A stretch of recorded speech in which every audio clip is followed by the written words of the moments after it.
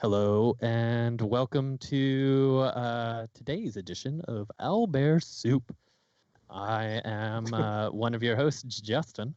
I'm your other host, Rich. Oh, I'm so excited. Oh, yeah, so good. My green cup is looks pretty amazing in front of my green screen. That's fantastic. Good. Glad to hear it. Yeah, man. Oh, man. It's been a week. We were talking a little bit before the show. It's been a quarantine week. It's been one of those tough weeks where it was just, at least for me, it was just so hard to get anything done or to even I don't know. Yeah, just do anything. It was it was a very hard productive week for me. Yeah, I don't know about you, Rich, but yeah, it's been hot down here. So it's been the first time it starts to feel like an LA summer coming in, and I want it to cool back down very quickly. Yeah. It's been pretty nice here. The weather's been telling us that it's going to rain every day, and it hasn't rained every day. That's perfect. So, it's like, all right, well, is it going to rain today? Well, maybe. So it's that Oregon optimism. Yep. Always expect the rain. That's right. Oh man. We talked a bit about Dungeons and Dragons movies a little bit like last week. What we'd want to see from a movie and how we'd want that information or that kind of continuity presented. Mm-hmm. And unfortunately, we're gonna have to wait till 2022 because I just saw that I know I saw that the Dungeons and Dragons movie has been delayed to 2022. A few other things. So the fact that this was even being put out kind of just flew over my head. Like I didn't know that it was being put out until I saw that it was delayed. So I learned a little bit about it. Apparently, and I forget the dragon's name, so you'll have to excuse me, but apparently there's rumor that a dragon from Forgotten Realms is going to show up. So that leads me to believe it's Forgotten Realms based. But there's also talk of, it revolving around Vecna, which we all know Vecna is a very, it's a classic thing in nerd D&D nerd culture for those folks who have been playing along well. Some of the newer folks to the game may not recognize Vecna, and it's not a sacred cow. You can kill it. I don't think Vecna's that important. But what that does is that's originally from Greyhawk. So what this tells me is that Spelljammer is confirmed. Just looking for any reason. I love it. I love it. Oh, wow. Oh, my gosh. I never did anything with Vecna in any of my games. No. I just always heard about it. Yeah, it's one of those stories that's like so legendary that I don't really want to touch it because how could I do it justice? I guess on one sense, but also I'm just not super interested in having those player, would you like to become ultimate evil right now and turn my heroic party into, I don't know, a episode of Jackass? Right. Oh man. Yeah, and that's, I've never even done the rod of, seven parts. Yeah. It's 7 parts. Yeah. I've never done the rod of 7 parts. No. And actually for the first time in my home game, it's funny how this all kind of weaved towards my home game because everything revolves around D&D. Yeah.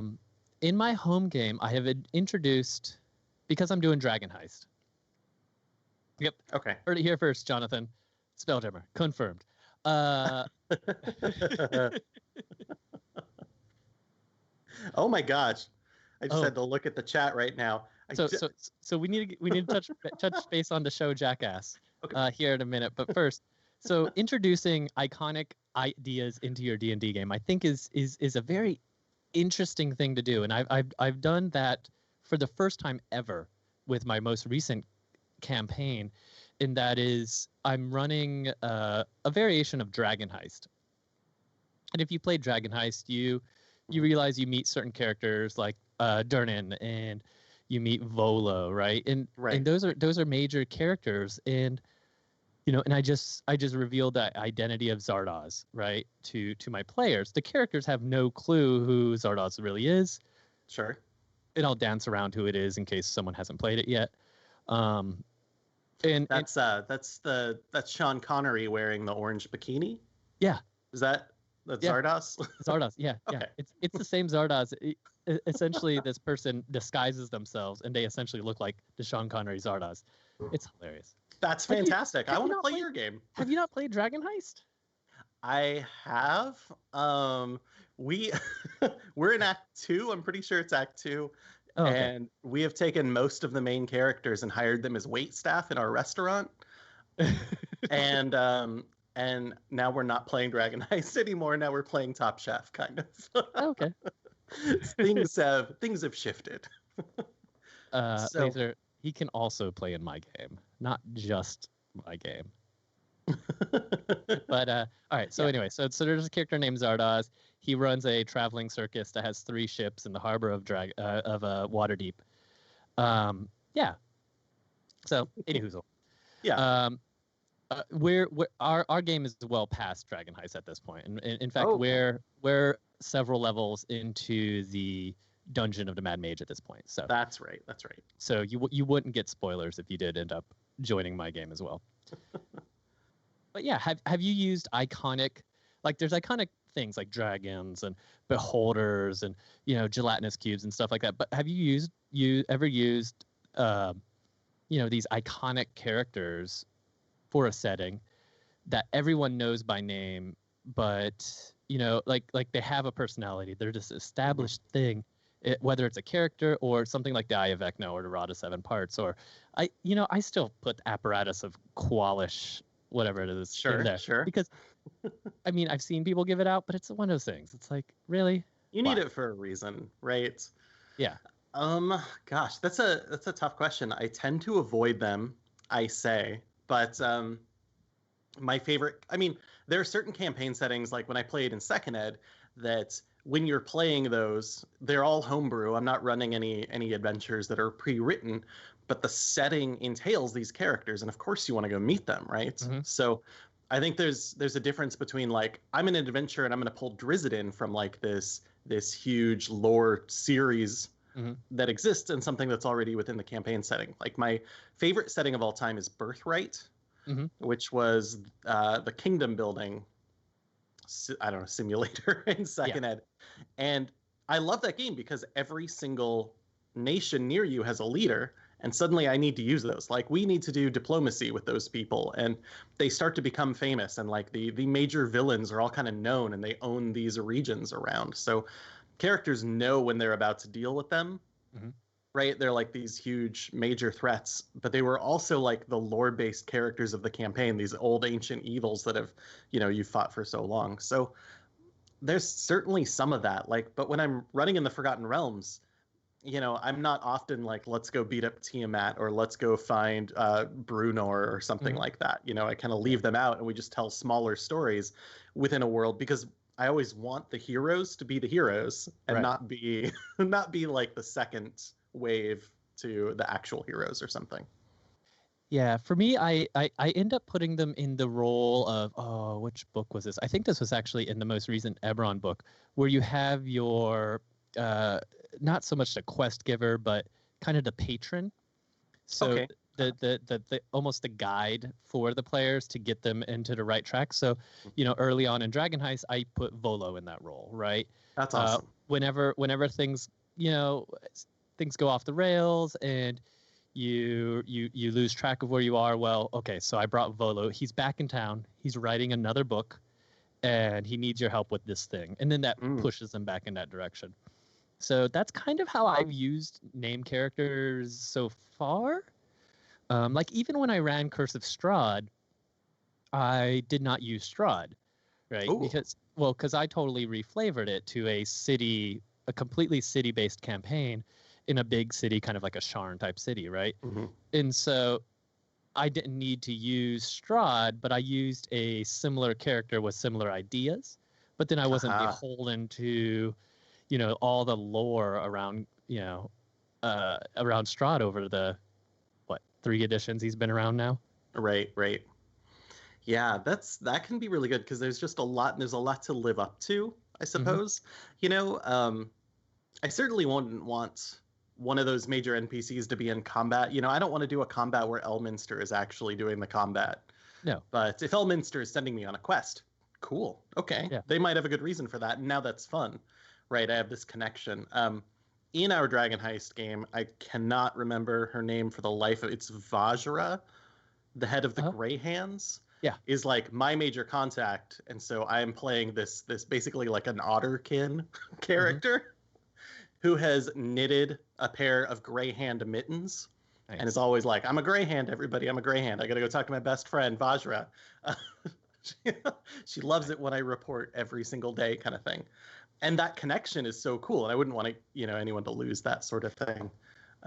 It's just adventuring with NPCs that I am like, no.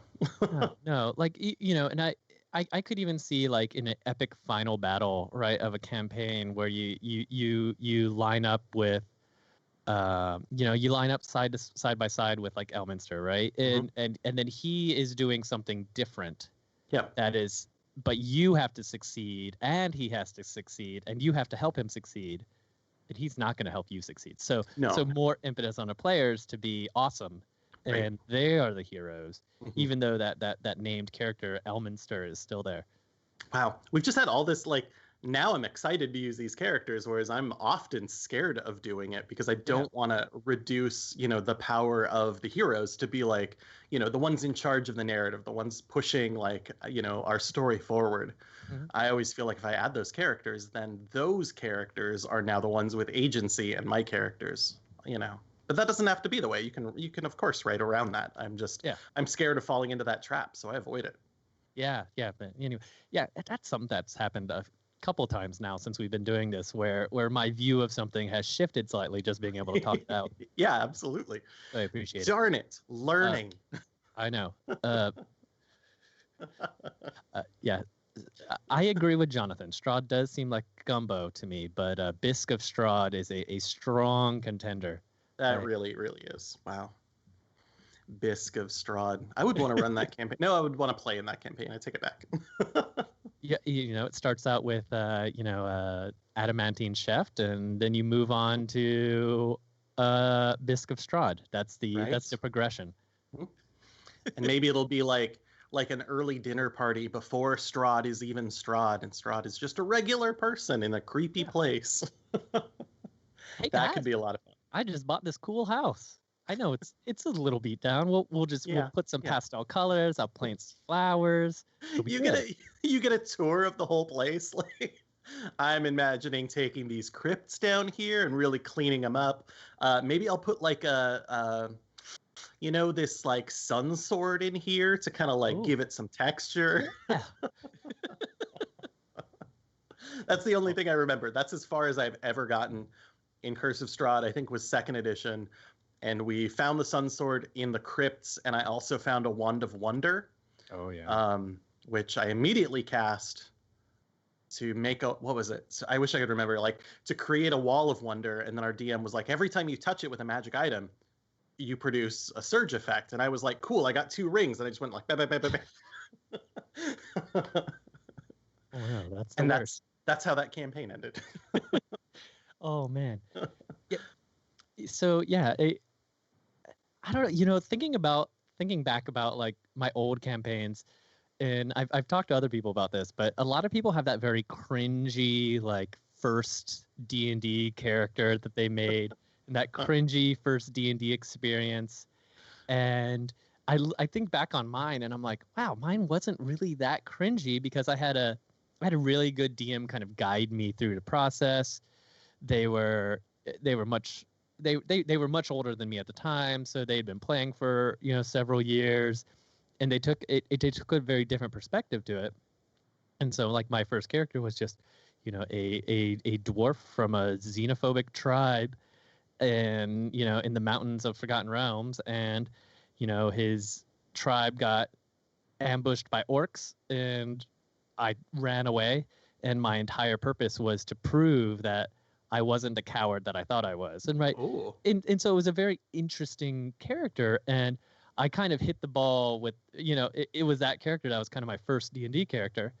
And I was like, wow, all right. And then, I'm reading all these stories about these very like, my first character had all 18 stats and was a half dragon, half Ifrit, this, that. And I'm like, I kind of had that experience a little bit with my second D&D character, because then we were playing in a Warhammer campaign setting, and so I played a Night Goblin fanatic, and so that was my goofy character, my goofy cringeworthy character. Oh my gosh. I think the first character I ever played I had to be like 12 or 13, something in there. Mm-hmm. And it was just two of us playing. It was like me and the other neighbor kid out in the country who knew about D&D, and he played with Legos.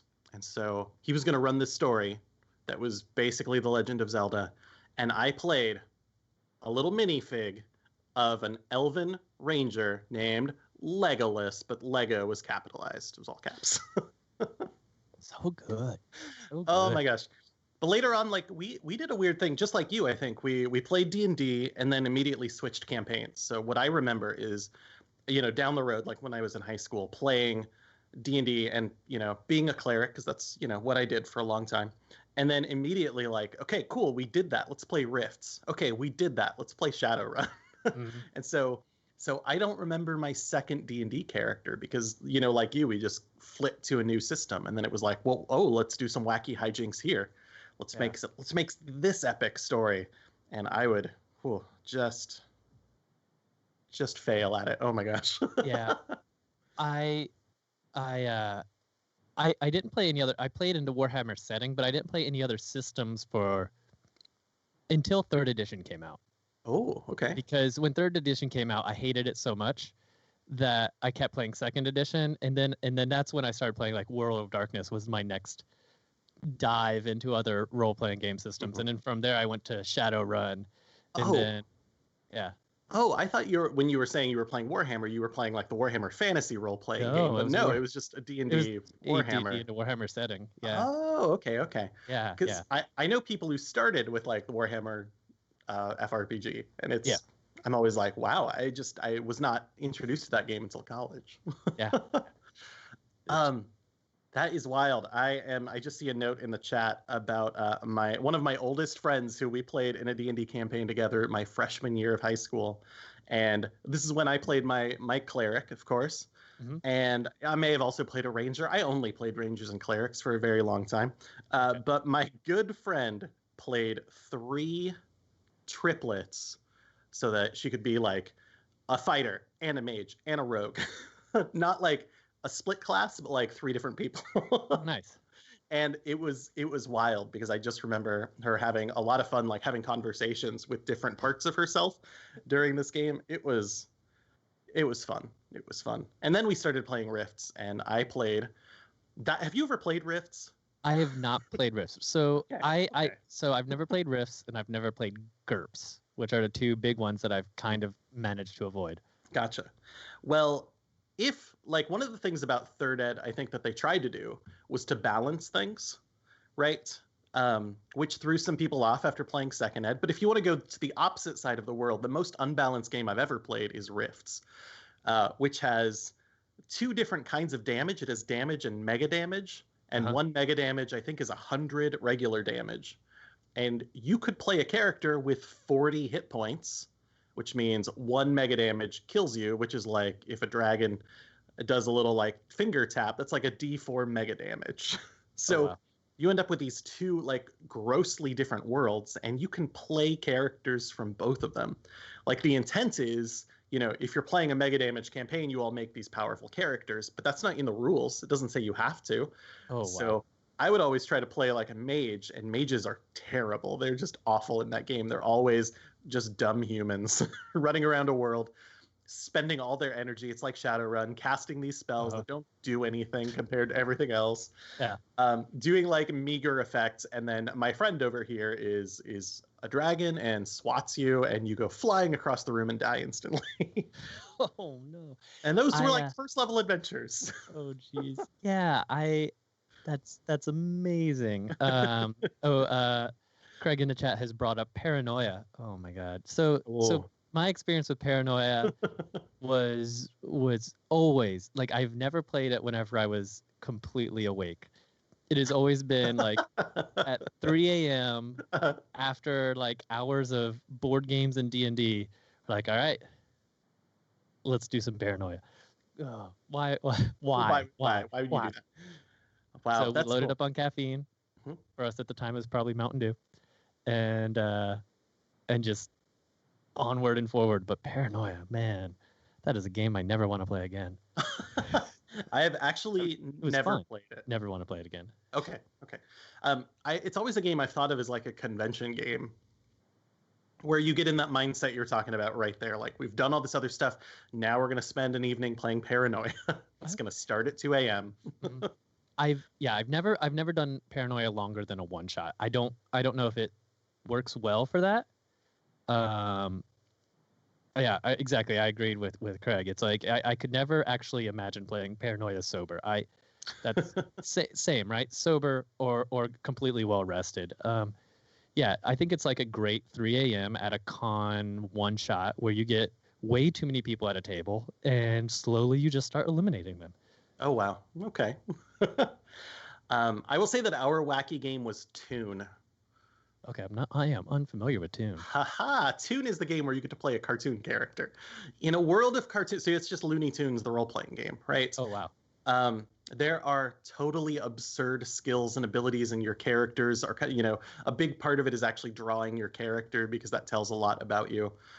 There aren't that many, prescribed rules. I remember one of the skills is quick change, which is how you can roll to immediately change your costume into whatever you want. And so Bugs Bunny would be very good at that. And it was we just made it silly and just let's go as wacky as like Coyote and Roadrunner as we could. The character I remember the most in that game was I played this German guy who just wore a barrel and just wanted to jump over waterfalls all the time. That was his entire bit. And some other skills as well. Like it was like one of the in Jumanji, the newest Jumanjis, the guy with the backpack who can always get stuff out. I also had that. Like, guess what I have in this barrel, and just like would hand things to people. But it was the whole goal was to be as ridiculous as possible, and so that was our fun, silly game at the end of the day.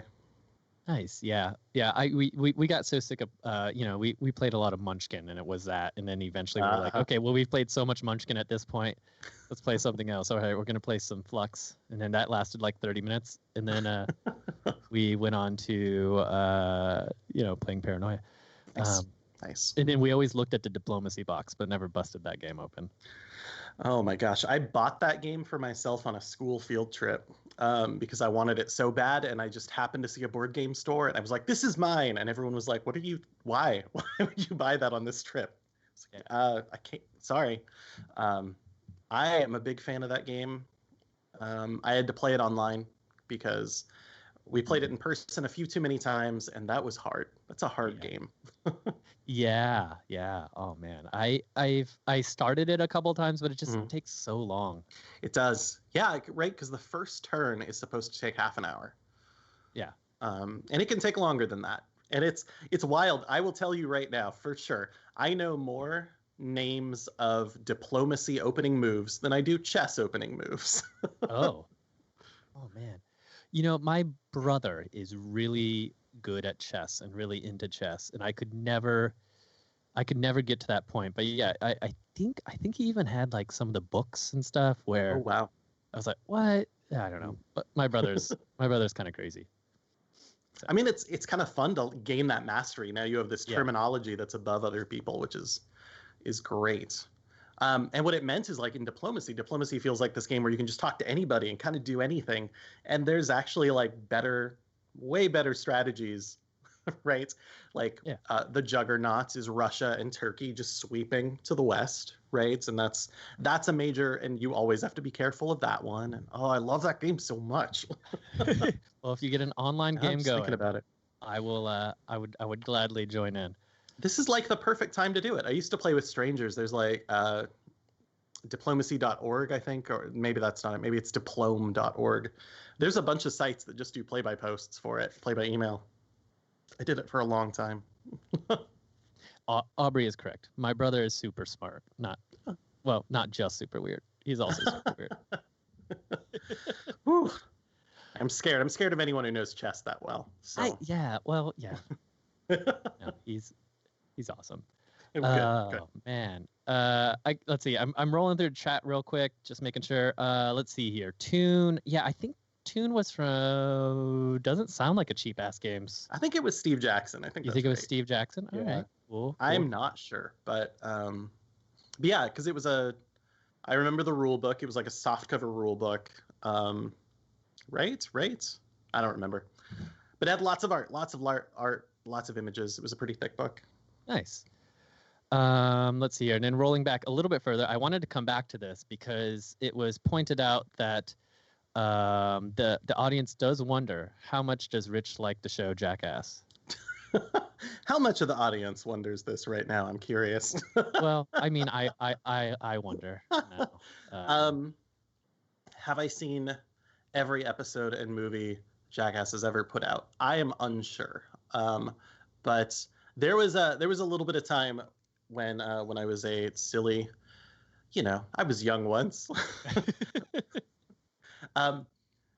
Let's see. I have an old friend from college who used to teach trampoline, and so he loved doing tricks, like things like walking down the street and seeing a tree, and he would like run at the tree and do a backflip off it. It was just this mindset of like, I want to do a trick, and then I want you to do a trick. And I was like, I can juggle something, and that kind of, not rivalry, but something like, eventually, like we would do events where I would juggle fire terribly, and I couldn't afford any of the right tools, so I would take tennis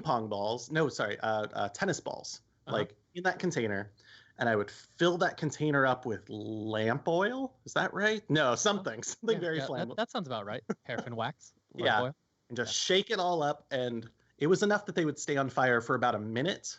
And if I could minimize my contact with them by juggling quickly, then I wouldn't get too burnt. But I didn't have any hair from like here down my arms. I want to see that happen. I also have a history of playing with fire. I'm growing out my quarantine beard right now. But there was definitely a time where my beard couldn't grow past a certain length because I was a fire performer, and I would do this thing where I spun the fire like this. It would come sweeping at my face. It would just keep my beard nice and trim. Oh, the smell of burnt hair. So good. So good. I grew to love it after years and years of fire performance. That's amazing. It was a weird thing. It just brought nostalgia. And Jackass for me, like I do love Jackass. Because it brings nostalgia. I grew up, I was a skater, I was one of those idiots out there jumping off crap on there, for me, I was in Florida, so it was rollerblades, but I also did some skateboarding. And it was one of the things that like, me and my uncle, we used to watch late at night. We would sit down, we'd watch those movies and laugh and laugh and laugh. So, and I think there's a lesson to actually be learned from Jackass, and that's don't punch up with your comedy, or don't punch down. Sorry, with your comedy and pranks. No, punch up. I'm with you. I'm with you. Yeah. They were always the butt of the joke. Always. Exactly. Right. Yeah. And that was kind of nice. And each other, but they all went into it with that agreement that they knew what they were getting into, and that was that was the thing. Anyway. There are a couple moments in there where they go outside of that, and I do remember a few of those. But you're right. For the most part, it is very internal. Like, something made me think the other day about a bit one of them would do, I've forgotten the whole thing, with a razor, just like, and doing like the Jaws noise with a razor and walking up behind someone and like, doing a big cut off the back of their hair. Yeah. And it was always each other, right? If you were in the cast or if you were in the crew, it's not like they wandered the streets doing it. Like, right. I've had a friend recently who was like the target of one of those ridiculous like Instagram prank shows where they don't have that crew and network, but they can totally film themselves messing with strangers. And I hate that. I hate it. And I absolutely hate those kinds of pranks. Like, that was the thing, like, I definitely appreciated about them is that, sure, like sometimes the, outside got involved a little bit. Yeah. But for the most part, the hurtful, the really bad pranks were to each other. Were to each other, yeah. Yeah. Anyway, those monsters.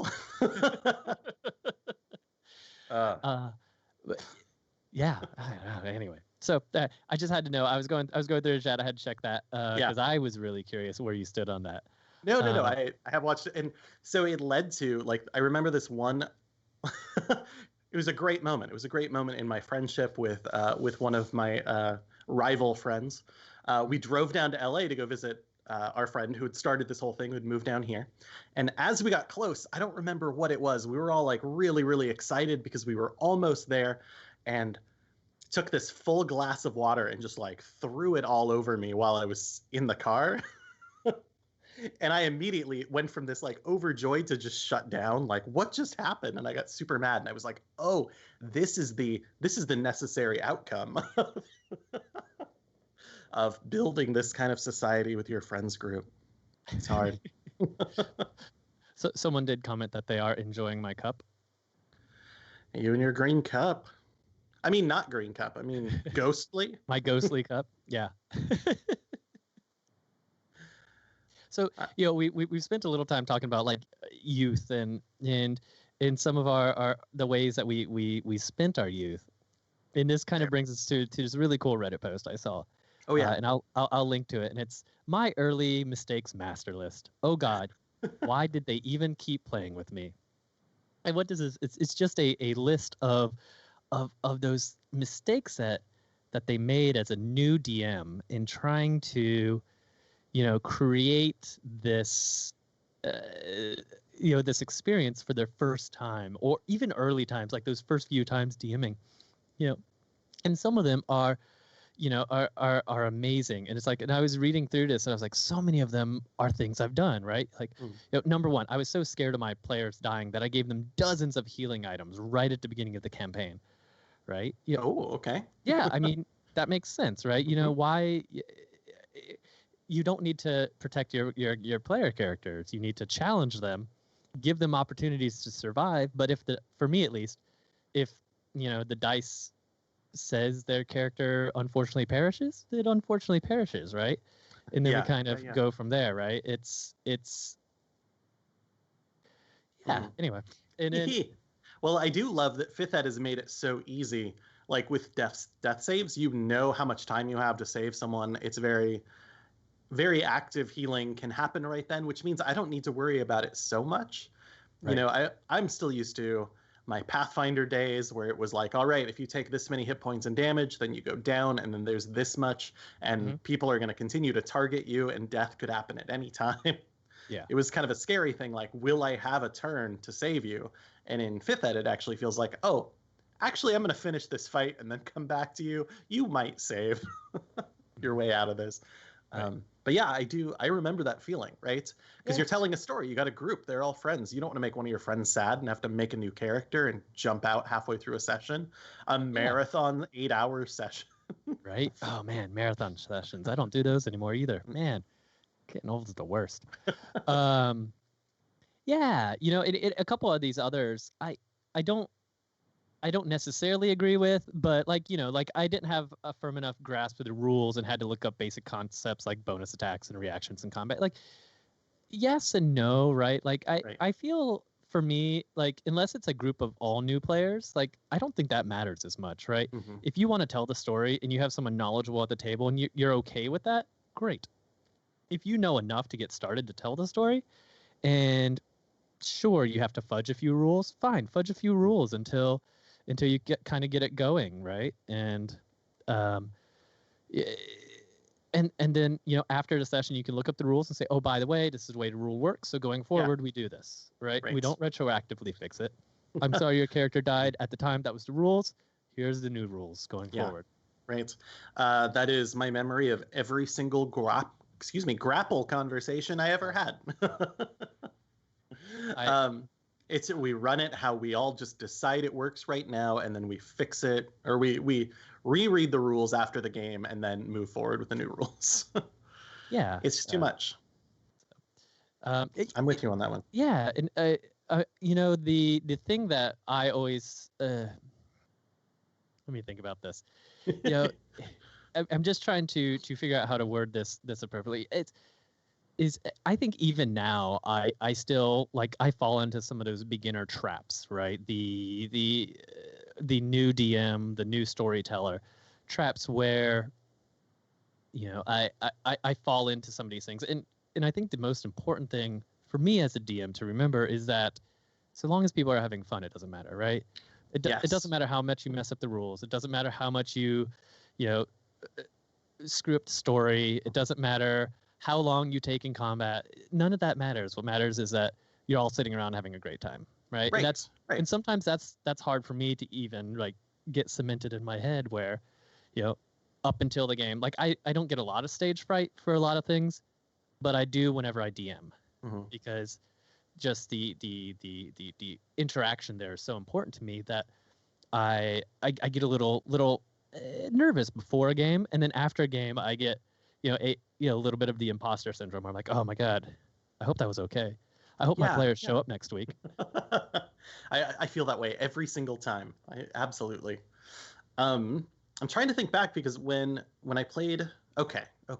So one of my big learning experiences when I was DMing came right as 3rd edition came out, because I had 2 good friends and they decided that they were going to go to Gen Con for the first time, the time they announced 3rd Ed, and like the player's handbook was for sale for the first time.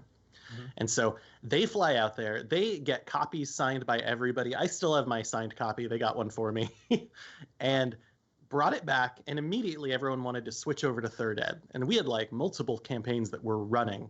And this was like my Birthright campaign had been going on for like 2 years at this point. It would still go on for another 2 years. And we had to make that switch. And it was constantly like, oh, how do these rules work? I misunderstood how that was going to play out. I remember one time in particular, I had a group of wizards that they were trying to battle, and there was one of them that they had come after the very first time we switched to 3rd Ed. Birthright has all of these wacky like abilities that you get from like being tied to a nation or something like that. Like it's some sort of supercharge that you get, and we had to turn all of those abilities into new 3rd Ed abilities. That was super hard. And so I had spent all my time doing that, and we got to this battle with the wizard, and the wizard was going to be at the end of this hallway. It was going to be filled with traps. They were going to be like blasting spells all the way down. And one of the characters immediately raced all the way down the hallway, got in that wizard's face, and was like, try and cast a spell. And I did, and they were like, cool, I get an attack of opportunity, and if I succeed, you're going to fail your spell. And I was like, hold on, what's happening? Oh, no. And all the other players were like, yeah, that's how the rule works. That's how concentration checks work now. And so everyone got to the end of the hallway, and they basically, instead of even taking their turns, would just wait for the wizard to do something, and then just like, bam, bam, bam, bam, bam.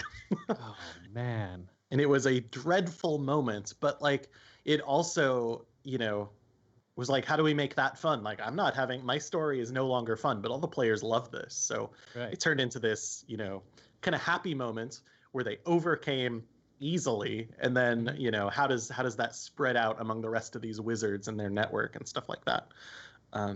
That was wild. But the whole start of 3rd Ed was a lot of like, there's a new rule, let's play with, do you want to play with it? Sure. I remember one character who was like, I'm gonna play this double-handed axe monk, or barbarian. I've got one side is frost, one side is fire, I'm super cool.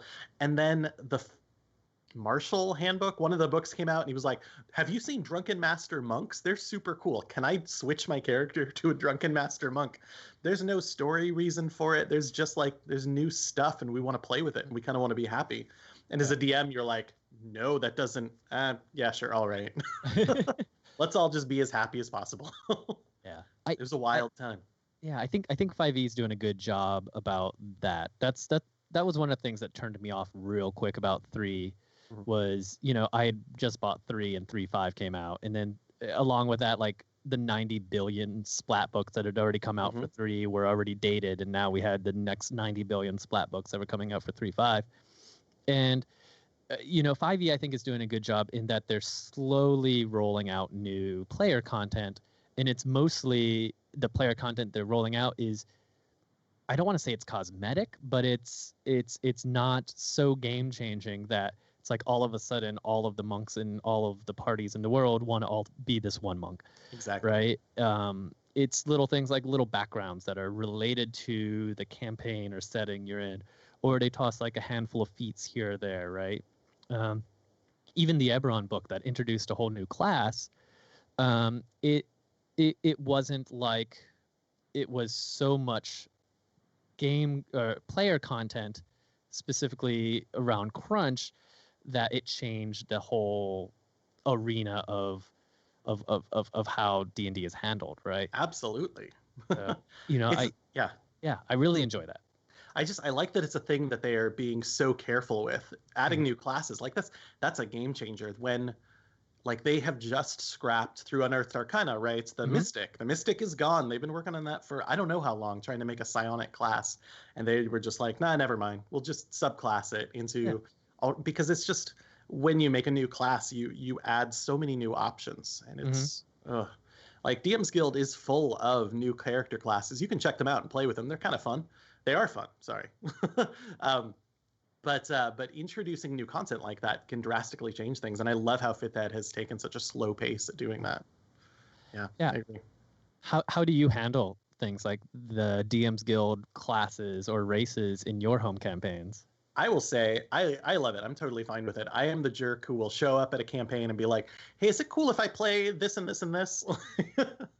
I'll play a storm sorcerer, but can my character be an otter? Is that cool? It's my my Dragon Heist campaign. It's nice because there's a lot of options on there that you can find for people with specific concepts. Like I do enjoy that because that reminds me of like the mastery of Pathfinder or 3.5 once all those books were out, right? If I knew them, I could point people to like, oh, you want to play like not a knight, but like a soldier who is a commander. Okay, well, here's some options that could be good for you. Here's a background that might make more sense than just noble or knight, right? Or soldier, I suppose. And it's not like a background is going to drastically change what's going on. It can add a feature, but background features are not game breaking really. Yeah.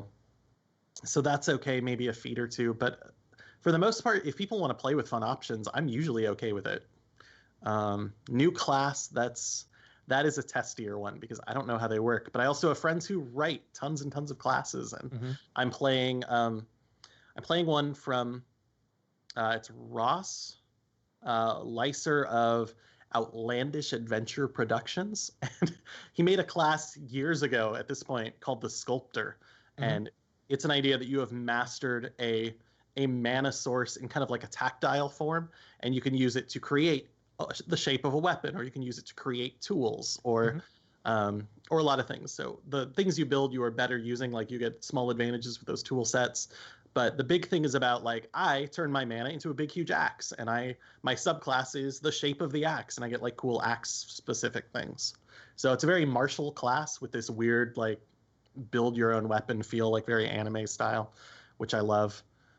It reminds me of, did you ever watch the cartoon about King Arthur and the Knights of Camelot, except they were actually a football team who had been time traveled back to the past? Yes. And their weapons grew out of their chests.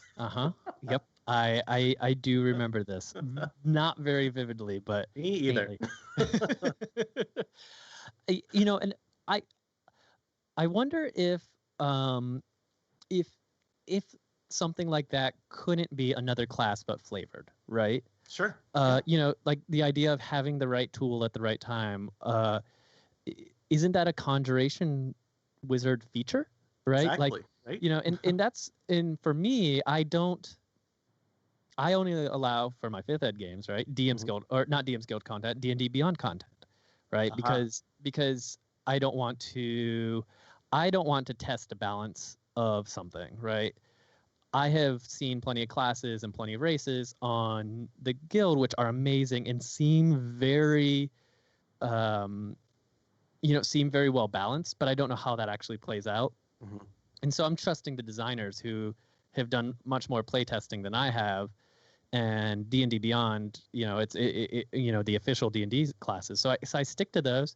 And if somebody wants to do something unique, I will absolutely work with them on it, and we will flavor things, and we will customize something established to make it what they're looking for, or at least close-ish. That way we kind of meet in the middle. I think in 2nd ed I saw, and I experienced too many nightmare versions of races and classes from the amazing netbooks, if you remember those. Oh, things. Yes. Wow. Yep. It's hard. DM's Guild does not have a filter for balanced versus not balanced.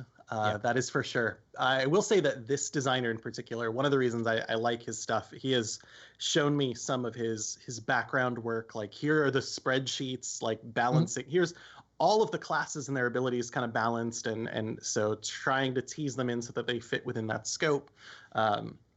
A breakdown of like all of the races in 5th ed and looking at whether they are balanced or not, and even the official ones, which ones seem unbalanced and which ones should be brought down. So he's got this balanced concept in mind, and what it often means is that these classes and abilities are less spectacular than you might think because they need to fit within the world that already exists, right? You know, the reason you're looking for another class is not because, oh, the 5th ed classes, the official ones, are so boring and useless. I want something that feels awesome. Like, that's not what they're for. They should be within that same scope. So I like, you know, this guy.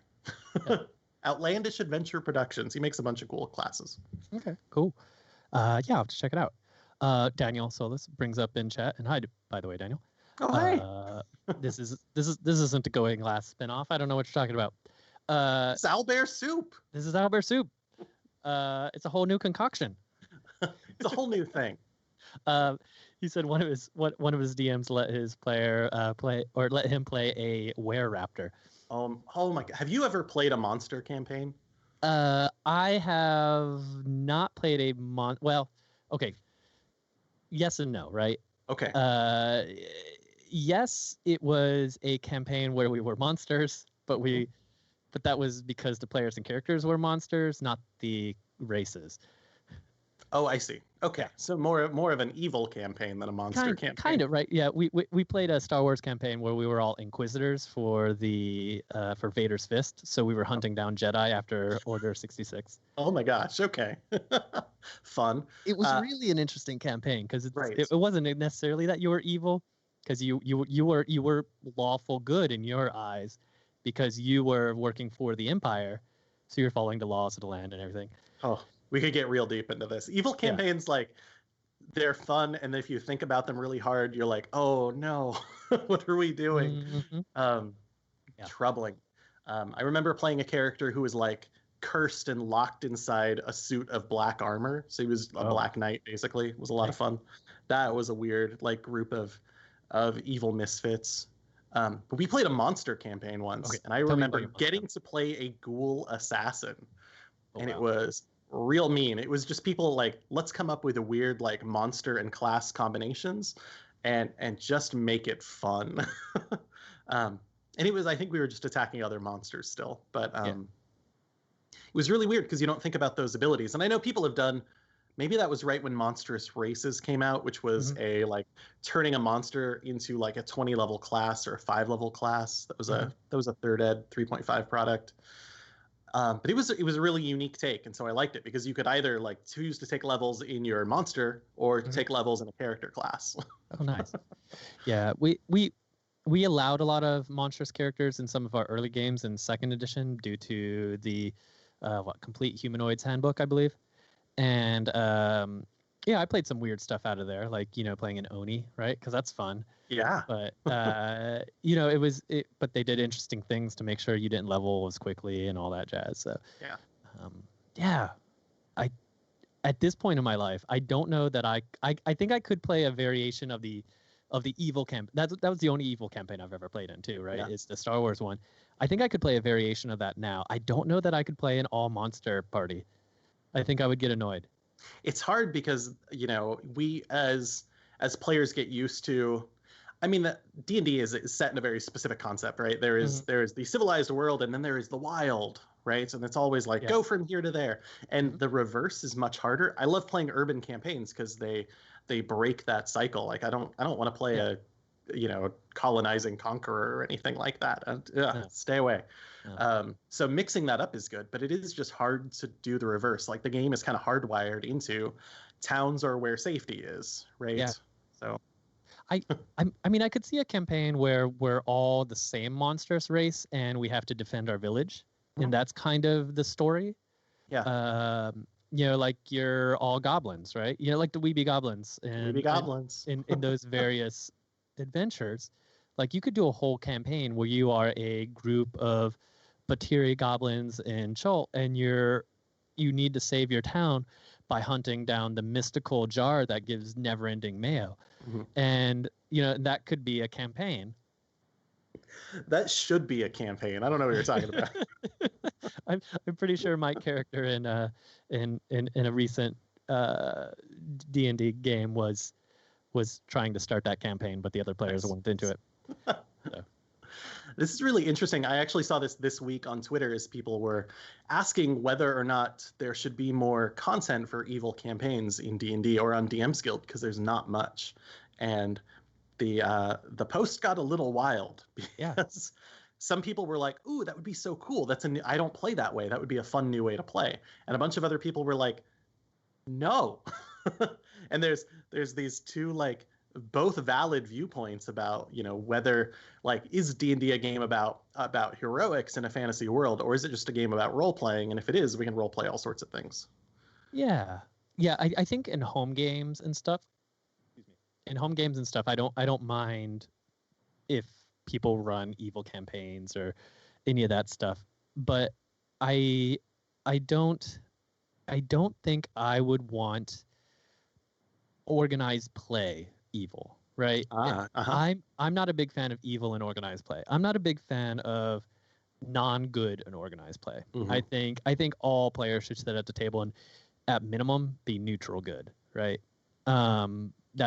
That's just me, right? It's I don't think people who use chaotic neutral to disrupt tables.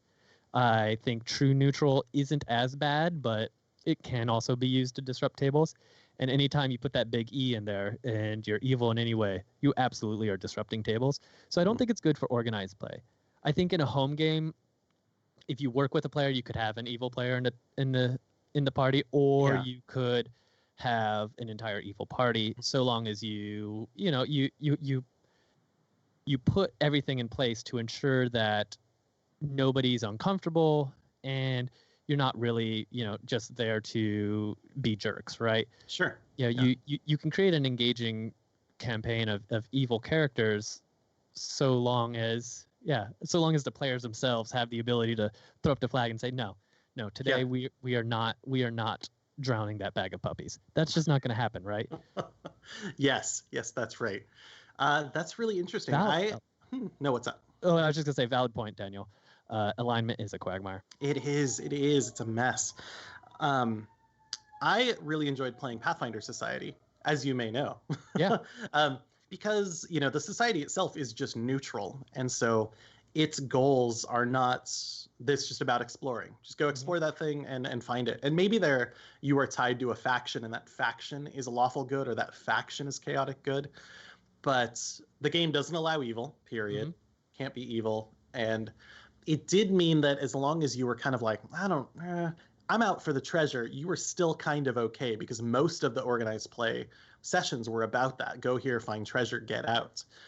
And so it led itself really well to characters being neutral good. I'll go find that, and along the way, maybe I will help out these people if I can, or if they're away or around. But it often meant that someone who was lawful neutral, say, didn't really get into a situation where they had to be like, that's too good for me, that's too goody, because they wouldn't write those sorts of things. Their campaign settings on their adventure paths, on the other hand, very different, very good centric. Although they did write two in particular, one of them very chaotic, because you were rebelling against the nation that had made a pact with demons, that was Hell's Rebels. And then the counter to that, they decided that you would be the people stopping Hell's Rebels. And so they made an evil campaign where you were tied to the lawful evil region of Cheliax, with this like very devil-centric, contract-focused narrative architecture, I guess. So it wasn't like totally chaotic evil, like, I could do whatever I want. It was very like, we're going to hunt these people down. They're messing with our nation, I have never played either one of those. I've always wanted to play Hell's Rebels. I guess I did get to play a little bit at a campaign once. A character I wrote is actually in one of those books, but nice. But I didn't play the reverse, and I was always like, that's a officially written, sanctioned evil campaign path. What the heck did they do? I want to kind of know how they put that together. That's kind of a cool idea, though, right? Though is to write both sides of the conflict. Yeah. and try to show Y, X, and Y, Z. Mm-hmm. Yeah, in Starfinder Society, I think they shifted the Starfinder Society from a true neutral organization to either neutral good or lawful good. I think it's neutral good. So there's a little bit more of a good bent to it. Okay. And that rubbed a lot of Pathfinder players in this area the wrong way because they didn't want to play the good guys. It was like, wait, what? We're heroes. So anyway. Right. And that sets you up to be the Federation, and the Federation is definitely a neutral, like even skewing lawful good. Yeah. But yeah, I'm a big fan of it skewing good. Yeah. So yeah. I want to play with good guys. I want to run good guys. I don't mind like the anti-hero so long as they're not also an anti-social who doesn't want to run with the group. Oh, right? No, thank you. But I look at anti-heroes and I think of them as chaotic good. I don't think of them as anything else. Mm-hmm. Right? Batman, chaotic good. Right? Superman, chaotic good. Right? Because they're doing good things, right? They're helping people. Yeah, neutral is tough. Neutrality, the way we have it set up, is this like I'm out for me is yeah. Doesn't mean we have a lot of good neutral heroes. Yeah. Ninja HQ kind of brings up a good point. Lawful evil does feel workable. And that's probably about where I would put the limits of allowing an evil character in my campaign is they would have to be lawful evil. And then they would have to have a lot of good justification on how and why they're going to work with the party. Right. Yeah, I say all this, and in home games, alignment doesn't matter, right? I don't pay attention to alignment at all. Mm-hmm. So. Yeah, are there any alignment-based spells or abilities in 5th Ed? There are, protection from evil and that type of stuff. But those are based on monster types now, right? I think so, yeah. They're like fiends and aberrations and stuff like that. So yeah. I think they've gotten rid of that, which I really like because, Pathfinder has, I have my mace of plus 2d6 if you're lawful. Are you lawful? Cool. Bam. Right. And I love that 5th Ed is just out of that. I have a neutral evil character in my campaign who says he's neutral evil, but he's basically just very selfish. Okay. It's like a selfish noble. And, the 5th Ed leads me to think that level of evil that we think of as evil isn't applicable to people so much, right? Like detect evil, you detect fiends. You don't detect people who cheat on their taxes. You don't. Yeah. It's weird. They change it up. So. Yeah. I'm kind of glad it's getting kind of pushed to the wayside. Yeah. I think maybe a better way is to establish the campaign or the party's alignment. Mm-hmm. And that way you have a general guide of how you as the DM and collectively the players have decided to overall interact, right? So, okay, so the guys, everyone, this is a lawful good campaign. Your party is chaotic good. This tells us how we're going to interact, right? Yep. Or just the whole game, we're all chaotic good in general. Now, whether you act within the laws, you act outside the laws, kind of teeter back and forth. That's your character, play your character however they would play. Overall, this is the goal. Yeah. Right? I think that might be the only way I would use alignment at this point in a home game. And along with that should come, in a home game, it's so easy now to just have those discussions at the start about what is the territory that we actually want to tell stories about. It's like the very kind of positive campaign building concept that goes with that, so that not, you don't have an idea as a DM, like I want to run this campaign, all my players want to run, this other campaign, and we're just going to be mad the whole time. We can kind of build that together if we want to. And it also lets us set those kind of boundaries about like, I don't want us to go here at all, period. And giving players that agency too can be really, really good. So I like that because you can just immediately go in and be like, what I want, the game I run at home is a heroic game. That was a big deal at the start. Mm-hmm. Like in my introduction to the game, they had to do a questionnaire about like how they got to 3rd level basically. And the questions were all like leading questions. Like a bunch of raiders came to a nearby village. You saved them. What was your most heroic action during that, That's smart. adventure? And it meant that they couldn't frame it in a negative way. I mean, they could, but it would be a big workaround, and it would still end up being heroic in the end. Right. Yeah. So no, I think that's great.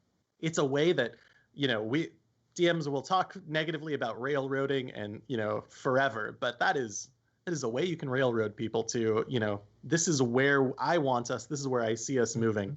And you can get people out of some of those kind of negative aspects of where alignment can be and put them, back where you want the story to be at. Absolutely. The alignment railroad. The alignment railroad. Yeah, no, that's amazing. Awesome. I really want to touch on kind of kicking off a new campaign. Maybe let's put that in notes for next week. Okay. I think there's some interesting things there, and I've done some interesting things in my most recent campaigns, and I think that'd be fun to kind of talk about. But it has hit that point in time where we need to start wrapping up. What? How is that possible? I mean, we don't have to, but we just started talking. So let's see, Richard, any closing announcements and or where people can find you or watch you in this upcoming week? I've been doing a whole lot this week. So this week, the digital copy of Empyrean Investigations is out and available and has been sent out to all my Kickstarter backers. And you can pick up a copy on Gumroad. I have a little store there. Gumroad.com/Atomic Game Theory. And you can grab that. It's fun. There's 5 detective subclasses. There's some feats. There's some backgrounds. No new classes like we talked about. No. And then 3 detective cases, which are all fun and exciting. I'm super happy about it. I am also launching, I think at the start of May, we'll see exactly the date, but you can follow along, a new Kickstarter for a Dungeons and Dragons kids online summer camp. I want people to be able to, I love summer camp, and it's not going to happen this year. So people can send their kids. I think I'm going to do like ages 11 to 15. I think I've already written this, ages 11 to 15. So I think are solid learning D&D ages in there. And I want to go through like, how do you make characters? What is D&D? Do like a whole run up to some final encounters, do a big awards ceremony like a summer camp does. Oh my gosh, I have spent 2 full years of my life at summer camps. So this will just be, another few weeks. It'll be great. Wow. Yeah. It's 2 full years of summer camp. 2 full years. Yeah. 8 summers as a counselor, or director or whatever else. Gosh, I should focus on the fact that I was the assistant director of a summer camp. I keep saying counselor, but no. This is way more. But yeah, that's going to be a lot of fun. And that's called the Academy of Adventure. I'm going to be writing also a kid-friendly adventure to go with it where people get to explore the Academy. So that should be fun. That should be coming to Kickstarter in early May. So there's already a pre-launch screen, which maybe I'll post in the chat or something. I'm not sure. Yeah. I'll get it out there. You can find it. You can find it on Twitter pretty quick. Yeah. Or if you get it over to me, I'll make sure and toss it on the YouTube notes. Oh, cool. Perfect. Thank you. Yeah. Is that all I'm doing right now? Otherwise, I'm trying to get affiliate status on Twitch. So should be hosting another stream. I did, what's that game? Assassin's Creed Origins. We'll see what we do next. Cool. Whew.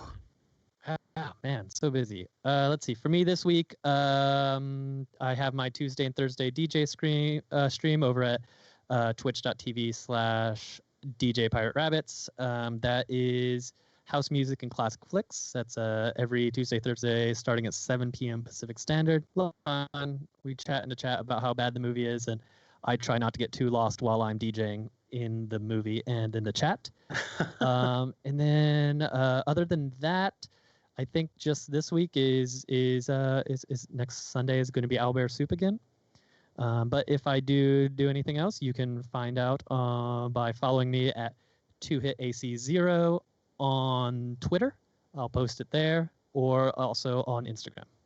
Perfect. Whew. Yeah. All right. Well, I'm gonna go blow up Earth apparently, and we will hopefully talk next week. Sounds good. All right. Wow. Have fun. Talk to you all later. Bye.